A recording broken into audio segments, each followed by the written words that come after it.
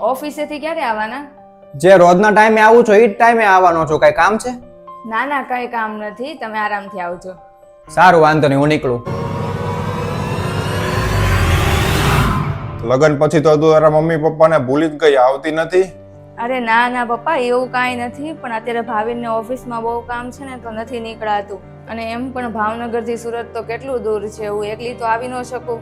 ઠીક, એવી વાત છે તો એક કામ કરું, હું જ લેવા આવી જાઉં તને કાલે.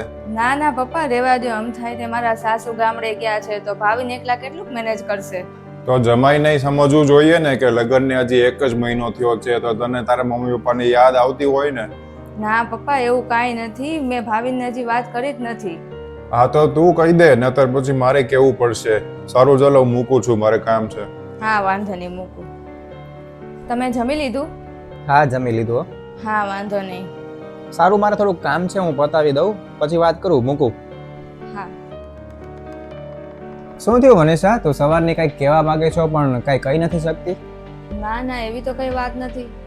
અરે મને ખબર છે ને, હું માનું છું કે આપણા લગ્નને હજી ઝાઝો સમય નથી થયો, પણ તારે મને કઈ વાત કેવી હોય, કઈ કદાચ તારે પૂછવું હોય તો તું મને કહી શકે છો.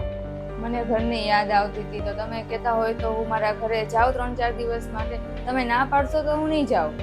અરે હું તો એટલા માટે ના પાડતો હતો કે તારે એક દિવસ આવવામાં ને એક દિવસ જવામાં વયો જાય છે એટલે.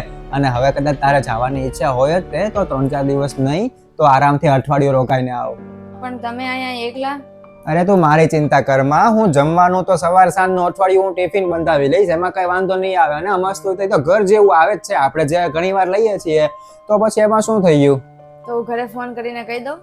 હા હા, ઘરે ફોન કરીને. અને ના રહેવા દે, હું ફોન કર, આપણે ફોન નથી કરવો.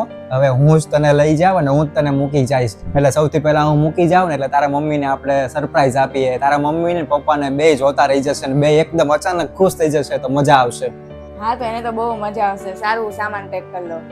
હા, સામાન પેક કરી લે તારો. અને સાંભળ, જો હવે ક્યારેય તારે કદાચ આવી કોઈ વાત હોય, ઘરે જવાની વાત હોય, મમ્મી પપ્પાને યાદ આવતી હોય કે કદાચ કોઈ બીજી વાત હોય, આપણા ઘરની પણ વાત હોય ને, તો તારે મને ગમે ત્યારે કહી દેવાનું, મૂંઝાવાનું નહીં એમાં. ભલે કદાચ હજી આપણે લગ્નને મહિનો જ થયો છે, એવું બને કે તને એવું લાગે કે ના પાડશે કે હા પાડશે કે શું થશે, ખીજાશે કે કાંઈ કોઈ બીજી વસ્તુ તને બીક લાગે, પણ ના, એવું કાંઈ જ નહીં થાય. અને હું સમજીશ એ વાતને, પછી જ હું સરખી રીતે તને વાત કરીશ.